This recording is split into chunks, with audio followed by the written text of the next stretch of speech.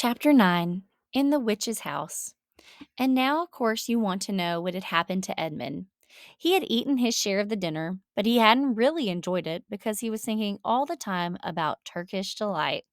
And there's nothing that spoils the taste of good ordinary food half as much as the memory of bad magic food. And he had heard the conversation and hadn't enjoyed it much either because he kept on thinking that the others were taking no notice of him and trying to give him the cold shoulder. They weren't, but he imagined it. And then he had listened until Mr. Beaver told them about Aslan, and until he had heard the whole arrangement for meeting Aslan at the stone table. It was then that he began very quietly to edge himself under the curtain which hung over the door. For the mention of Aslan gave him a mysterious and horrible feeling, just as it gave the others a mysterious and lovely feeling. Just as Mr. Beaver had been repeating the rhyme about Adam's flesh and Adam's bone, Edmund had been very quietly turning the door handle, and just before Mr. Beaver had begun telling them that the White Witch wasn't really human at all, but half a djinn and half a giantess, Edmund had got outside into the snow and cautiously closed the door behind him. You mustn't think that even now Edmund was quite so bad that he actually wanted his brother and sisters to be turned into stone. He did want Turkish delight, and to be a prince, and later a king, and to pay Peter out for calling him a beast. As for what the witch would do with the others, he didn't want her to be particularly nice to them, certainly not to put them on the same level as himself, but he managed to believe, or to pretend he believed, that she wouldn't do anything very bad to them. Because, he said to himself, all these people who say nasty things about her are her enemies, and probably half of it isn't true. She was jolly nice to me, anyway, much nicer than they are. I expect she's the rightful queen, really. Anyway, she'll be better than that awful Aslan. At least, that was the excuse he made in his own mind for what he was doing. It wasn't a very good excuse, however, for deep down inside him, he really knew that the White Witch was bad and cruel. The first thing he realized when he got outside and found the snow falling all around him was that he had left his coat behind in the beaver's house. And of course, there was no chance of going back to get it now.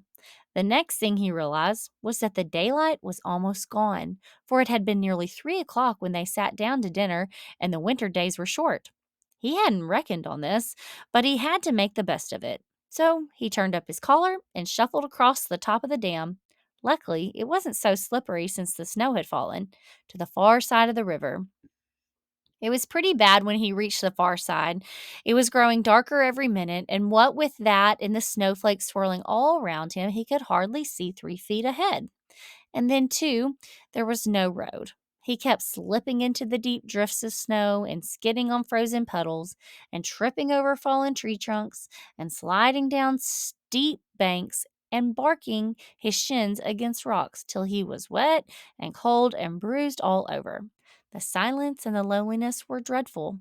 In fact, I really think he might have given up the whole plan and gone back and owned up and made friends with the others if he hadn't happened to say to himself, when I'm king of Narnia, the first thing I shall do will be to make some decent roads.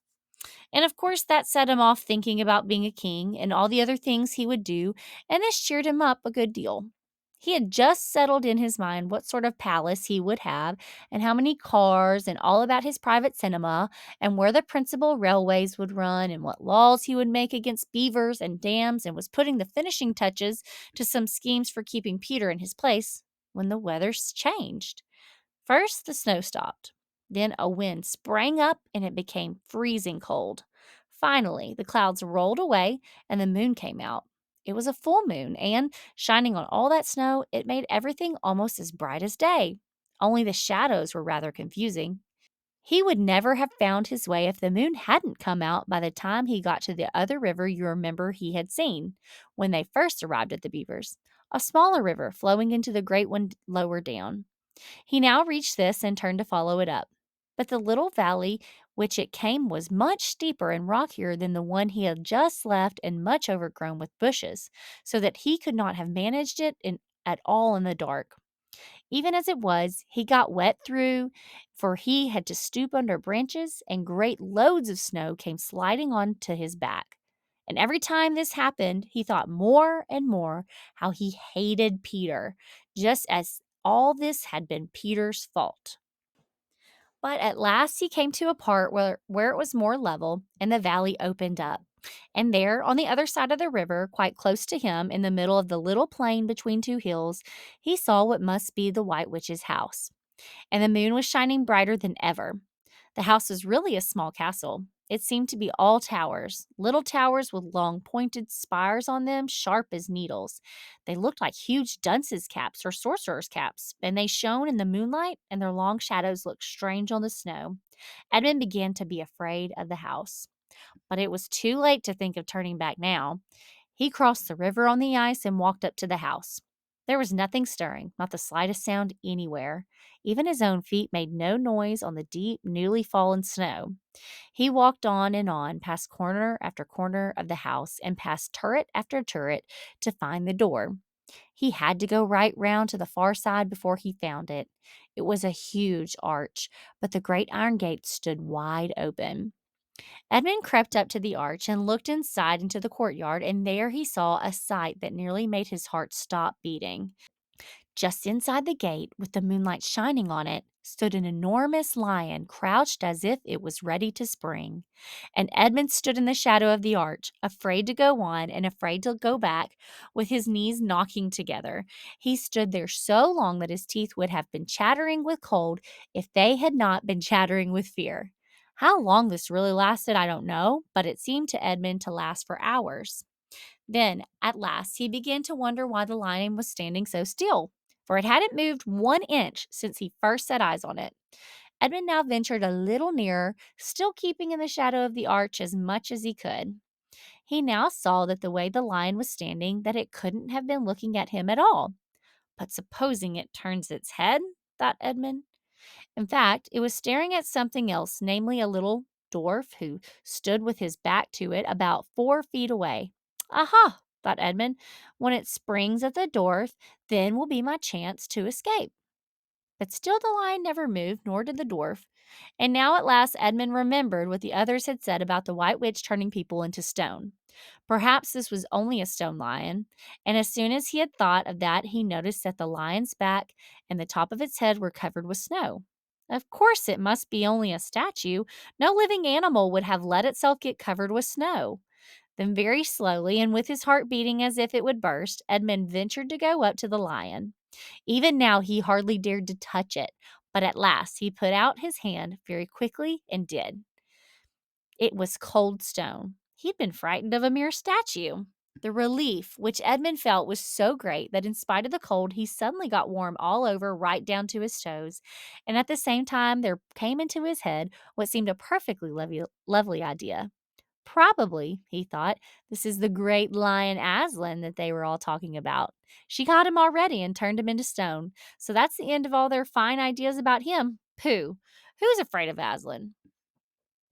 And he stood there gloating over the stone lion, and presently he did something very silly and childish. He took a stump of lead pencil out of his pocket and scribbled a mustache on the lion's upper lip and then a pair of spectacles on its eyes. Then he said, "Yeah, silly old Aslan, how do you like being a stone? You thought yourself mighty fine, didn't you?"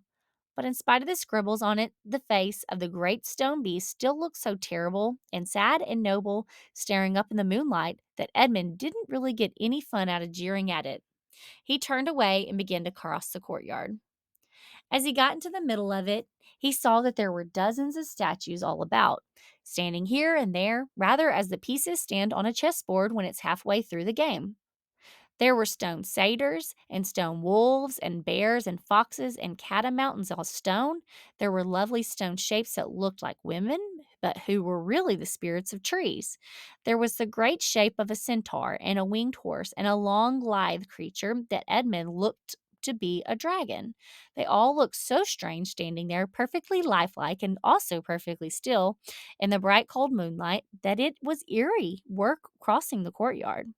Right in the very middle stood a huge shape like a man, but as tall as a tree, with a fierce face and a shaggy beard and a great club in his right hand. Even though he knew that it was only a stone giant and not a live one, Edmund did not like going past it. He now saw that there was a dim light showing from a doorway on the far side of the courtyard. He went to it. There was a flight of stone steps going up to an open door. Edmund went up them. Across the threshold lay a great wolf. It's all right, he kept saying to himself. It's only a stone wolf. It can't hurt me. And he raised his leg to step over it. Instantly, the huge creature rose, with all the hair bristling along its back, opened a great red mouth, and said in a growling voice, Who's there? Who's there? Stand still, stranger, and tell me who you are. If you please, sir, said Edmund, trembling so that he could hardly speak, my name is Edmund, and I'm the son of Adam that Her Majesty met in the wood the other day, and have come to bring her the news that my brother and sisters are now in Narnia, quite close in the beaver's house. She wanted to see them. I will tell Her Majesty, said the wolf. Meanwhile, stand still on the threshold as you value your life. Then it vanished into the house. Edmund stood and waited, his fingers aching with cold and his heart pounding in his chest, and presently the gray wolf, Mogram, the chief of the witches' secret police, came bounding back and said, Come in, come in, fortunate favorite of the queen, or else not so fortunate. And Edmund went in, taking great care not to tread on the wolf's paws. He found himself in a long, gloomy hall with many pillars, full as the courtyard had been of statues. The one nearest the door was a little fawn with a very sad expression on its face, and Edmund couldn't help wondering if this might be Lucy's friend. The only light came from a single lamp, and close beside this sat the White Witch. I'm come, your majesty, said Edmund, rushing eagerly forward. How dare you come alone? Said the witch in a terrible voice. Did I not tell you to bring the others with you? Please, your majesty, said Edmund, I've done the best I can. I've brought them quite close. They're in the little house on the top of the dam just up the river with Mr. and Mrs. Beaver. A slow, cruel smile came across the witch's face. Is this all your news? She asked. No, your majesty, said Edmund, and proceeded to tell her all he had heard before leaving the beaver's house. What? Aslan? Cried the queen. Aslan, is this true? If I find you have lied to me, please, I'm only repeating what they said, stammered Edmund. But the queen, who was no longer attending to him, clapped her hands. Instantly, the same dwarf who Edmund had seen with her before appeared. Make ready our sledge, ordered the witch, and use the harness without bells.